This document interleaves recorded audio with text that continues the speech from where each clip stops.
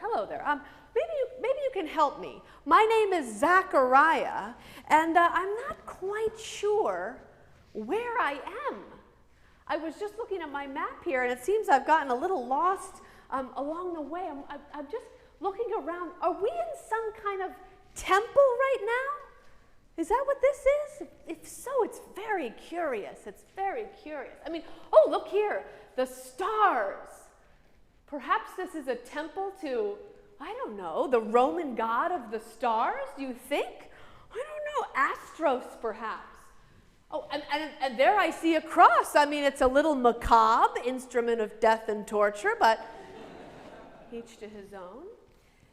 When I see this table here, I mean, that's so interesting, so interesting. It doesn't look that practical for like slaughtering bulls or anything.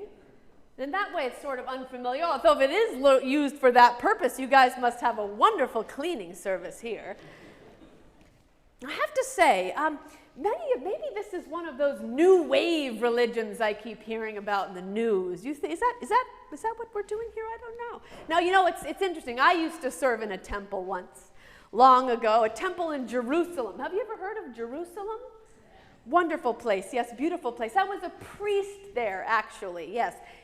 There was a group of us that served. In fact, there was a delegation from every tribe that had ever been appointed by King David to serve as priests. And at various points during the year, our schedule would come up, and I would go from the hill country and go up to the city, and I would do my duty, sometimes making the sacrifices or saying the prayers, or maybe offering the incense. Now, gosh, talking about incense just then brings back the strongest memory. Do you ever have that experience of just being overwhelmed by a certain memory? I was just remembering that I was in the temple offering incense when, well, would you like to hear the story? I mean, may I? This looks very formal. Here. Go right up here and try that out. So I'll tell you that many, many years ago, I was on duty doing my priestly duties, and I was chosen to go into the most holy place, the inner part of the temple, to offer incense to God. Now, this was a very serious job, a very solemn occasion. Most of our work as priests was done outside in the temple court, but this job was inside the temple itself, the place we believed God lived. Now, can you imagine being sent on an errand to God's own living room? Right? It was a lot of pressure. You want to make sure you were very careful not to knock over any of God's knickknacks. That would be very bad. So I'm standing there being very serious, and while I'm standing there, an angel appeared. I know it sounds totally incomprehensible, and it was. I couldn't even describe it to you if I tried, so I'm not going to. But let me just say, suddenly a messenger of God was suddenly standing next to me, and I was stunned. The angel told me that my wife Elizabeth was going to have a son. A son! Can you imagine? At our age? No, I thought, no. Children are for the young at heart, and we are not that. In fact, even the idea of a child at that point, I mean, I'm not going to say it was unwelcome, but it was simply very overwhelming. We had made our peace with our situation. We had grieved what could not be so long ago, and we were happy with how things were. But a child really now at this late stage? Perhaps I had prayed for that at one point, but not now. I sputtered to the angel, how can this be? How disrupted, how unexpected, how tiresome. And also, how vulnerable it would make us. That was the honest truth. Once it came out, I knew it completely. By that time, I did not know whether I wanted to bring a child into the world as it was. Things were not settled. Things were not safe like they had been in the olden days. Does that make any sense to you? Yes, we had our routines. My work in the temple and tending to our crops. Elizabeth, her work in our home. Those were steady rhythms that could be relied upon. They were a decent fit for our bodies and for our minds. But the work of caretaking, that was just too much. And our broader world, it was just too tumultuous, no place for a child. Our people, my people, the people of Israel, that is, were still tied to the land our ancestors had conquered, but barely. We were under immense pressure from our own occupiers, the Romans, and many believed that our people were losing their way. Threatened on one side by those who believed that extreme inflexibility and over-identification with the past were the way back into God's grace. And on the other, by those who were tempted by the allure of assimilation, of being absorbed completely into the economy that controlled us and wanted to dictate to us who we were and what we were made to serve. It was also such a violent time. I shudder to even remember it. Rebellion was always simmering right below the surface and would break through in violent uprisings and in ever-escalating suppressions of those uprisings. The peace there was felt fragile, or insufficient maybe. Do you understand what I'm saying? And so when an angel appeared with talk of a baby, it gave me such pause.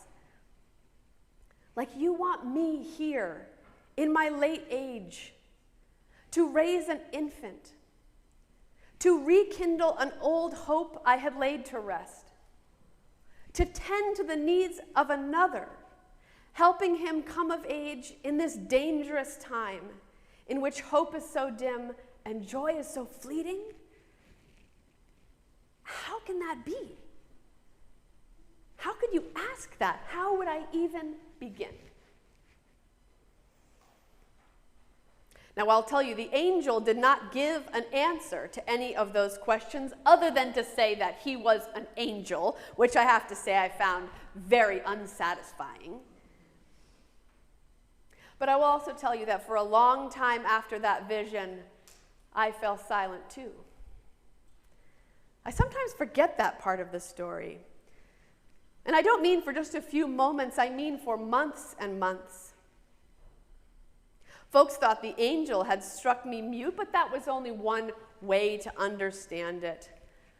Another is this: it was just too much to hold together everything I was being asked to know and be.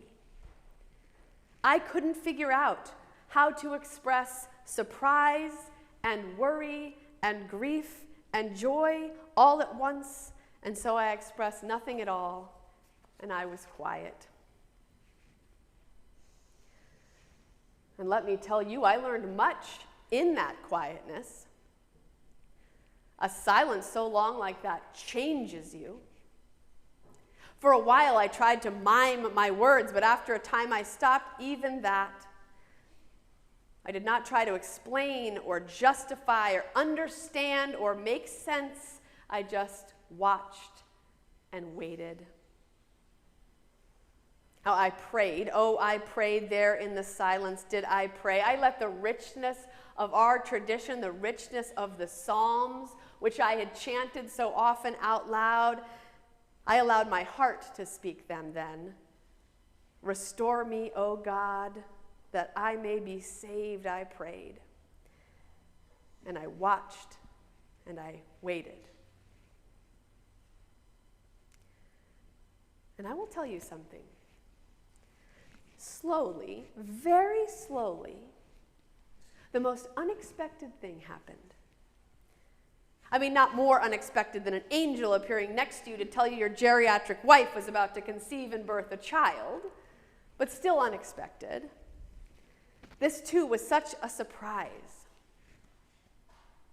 After all that quiet, a strange new sense of awe began to grow in me.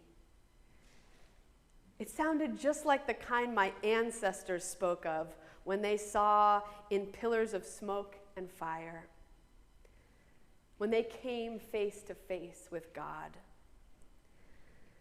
But in my experience, it was no such grand display that brought that awe about, but rather small little things.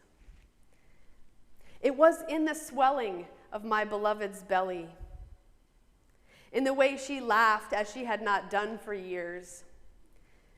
It was in the new spring in my step as I jumped to meet her needs. In the strange unfolding of this whole tale, which suddenly filled me with a sense of God's subtle yet powerful presence. I was silent, but God was at work, I began to see. At work bringing to fruition a new story, intertwined with mine, but also bigger and more surprising. I saw all this from the silence, and day by day I found myself inching closer and closer and closer to hope. It was the strangest thing. How could one feel all of that at once? Impossibly weary and yet eager, worried and yet joyful, despairing and yet hopeful. Have you ever felt everything all jumbled up like that together? You know, for a long time afterward, people would speak of the miracle of Elizabeth's pregnancy. In fact, I do wonder if they still tell that story back in my old town. But I know the truth.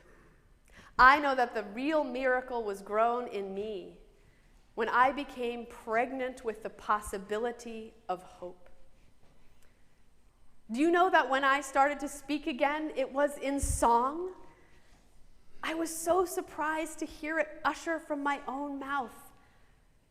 But that, my friends, is a story for another day. I really must be getting back. I must figure out what's wrong with my map. But I appreciate you letting me take a little bit of time to share my tale with you. It's important to keep the old stories alive, isn't it? Sometimes they guide us when we can't find our way. Sometimes they help us remember who we are and how we are called to care beyond what we believe is possible. Sometimes they remind us of a hope that might burn small, but that is ready to come aflame. Anyway, thank you for your hospitality, star worshipers, and my blessings to you.